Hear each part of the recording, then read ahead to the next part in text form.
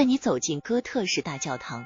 欧洲最常见的特色建筑大教堂，是今天人们旅游必去的打卡景点。提起它们，你的脑海中是否浮现出尖顶塔楼、镂刻石雕、玻璃彩绘、管风琴音乐、圣经故事、巴黎圣母院的钟楼怪人等景象？今天我来带你了解大教堂的历史和结构特色。大教堂的历史与基督教的兴起和传播密切相关。大教堂 Cathedral 源自希腊文，字义上有御座、神座、王权之意，原指当地主教的座堂与其行政中心所在地。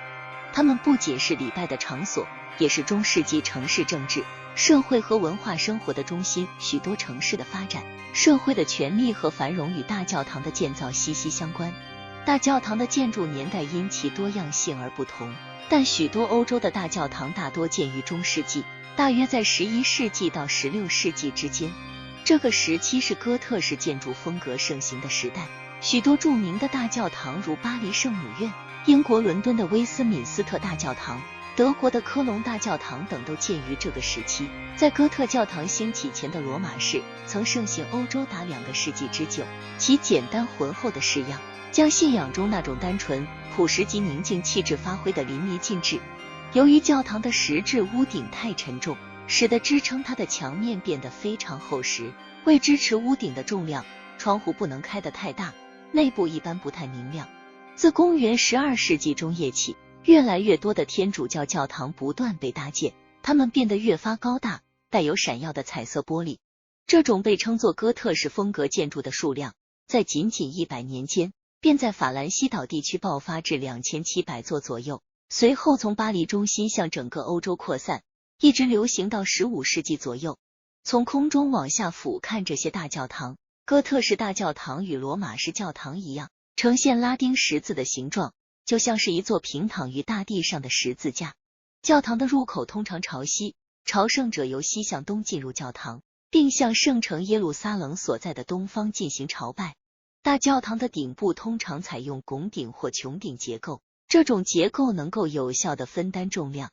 使得建筑可以在较少的支撑下保持稳定。大教堂内部常见的结构包括支柱和拱门，它们分布在建筑内部，用于支撑天花板和屋顶的重量。材料通常由石头或混凝土建造，通过弧形结构分散重量，使建筑保持稳定。大教堂的塔楼和尖顶是其标志性的结构特点，常常用于安置钟灵和提供全景视野。这些高耸的结构不仅具有装饰性，还起到了建筑标志和定位的作用。飞扶壁是哥特式大教堂最重要的革命性建筑技术之一。飞扶壁是指从大教堂墙壁上向外突出的支撑结构，通常位于教堂的外部。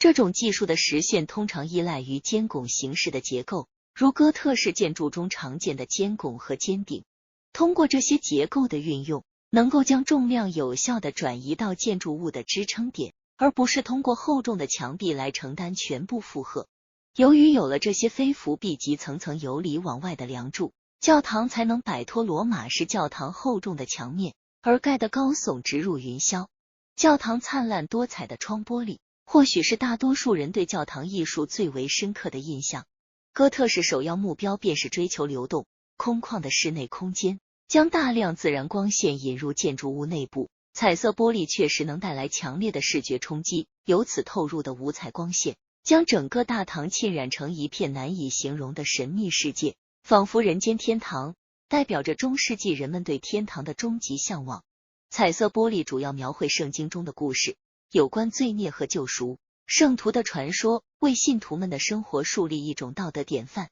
大教堂的基本布局包括入口处的前厅，以中殿为中心的3个过道，使教堂呈十字形状的耳堂，中殿和耳堂相交处的开放唱诗班，以及中殿远端的后殿，包含祭坛。教堂西面的大门通常有2座高塔，或是尖塔竖于两翼，并饰有小尖塔。大门的中心门楣、拱门石和侧柱上则布满建筑雕刻，布满了以圣经故事为主题的石刻，尤其体现在各入口处，以使徒、圣者、魔鬼、得救的人与受审判的人为主题。大教堂的主堂部分常常会有一种类似圆形迷宫般的图案在地板上，这巨大的图案从前是让朝圣客或做忏悔的信徒祈祷的地方。他们在此循着地上的图案由外而内，一路往中心点跪着前进，边默想着当年基督上十字架的道路。由于迷宫的面积广大，走完一圈甚至可能需要数小时，是一种相当特殊的身心合一祈祷方式。除了默想基督的道路，也有不少信徒在这诵念天主教会传统的玫瑰经。世界各地都有许多著名的大教堂，它们代表着不同的宗教、文化和建筑风格。著名的大教堂有梵蒂冈的圣彼得大教堂、法国的巴黎圣母院、德国的科隆大教堂、意大利米兰大教堂、英国伦敦的圣保罗大教堂、土耳其伊斯坦布的圣索菲亚大教堂、捷克布拉格的圣维特大教堂等。大教堂的建造往往是一个漫长而劳动密集的过程，跨越几十年甚至几个世纪。